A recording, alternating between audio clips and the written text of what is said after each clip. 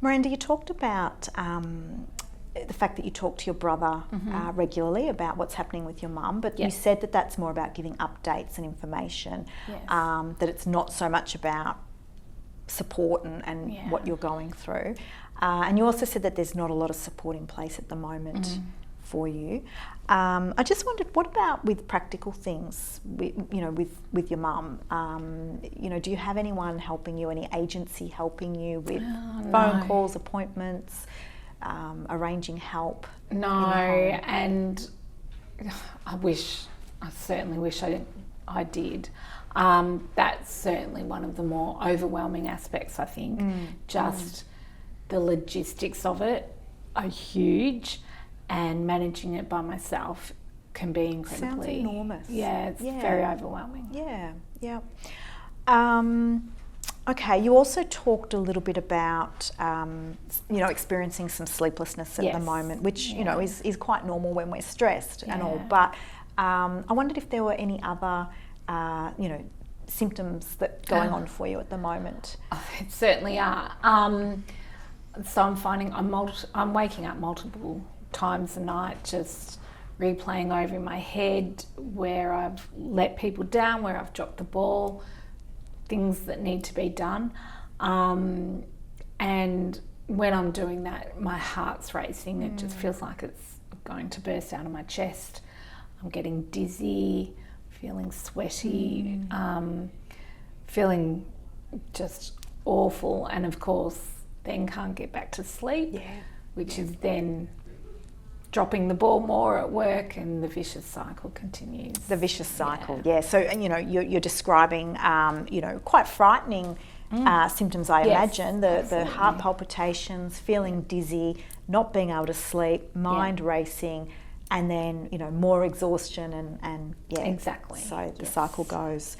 I'm just wondering, have you experienced any of those symptoms in the past? Look, the anxiety I have had in the past, it was during a period where I was going through a divorce, so yes, I have had some of that anxiety.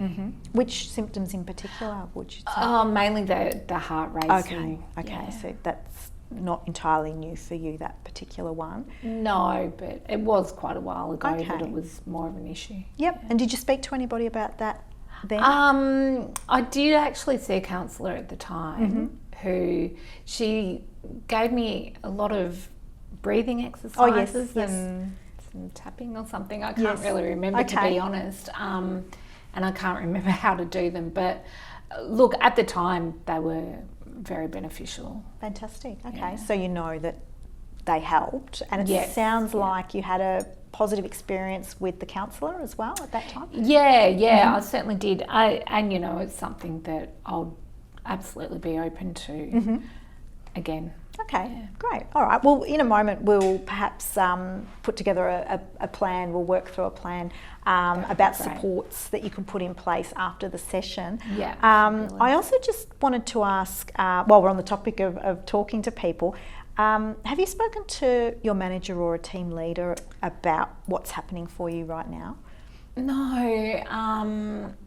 And look, I probably should. Not if you're not comfortable. It's up to you. Well, Mel's lovely. We get along really well, and should be absolutely understanding of the situation. I have taken little bits of time off here and there just to take Mum to appointments. So she might suspect something's going on, but I certainly haven't had a proper conversation with her. And you certainly don't have to. I'm really just wondering about what sort of options might be available for support. All right. Well, is there anything else that you can think of that might be helpful? Either this afternoon, tomorrow, the next week or two, anything even of a practical nature that could be helpful?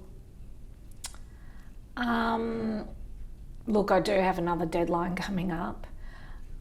Certainly if I could get a little bit of leeway with that would certainly help me just feel a bit more under control.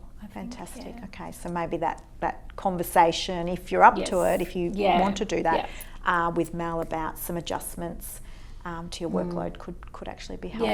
Yeah. Okay. All right.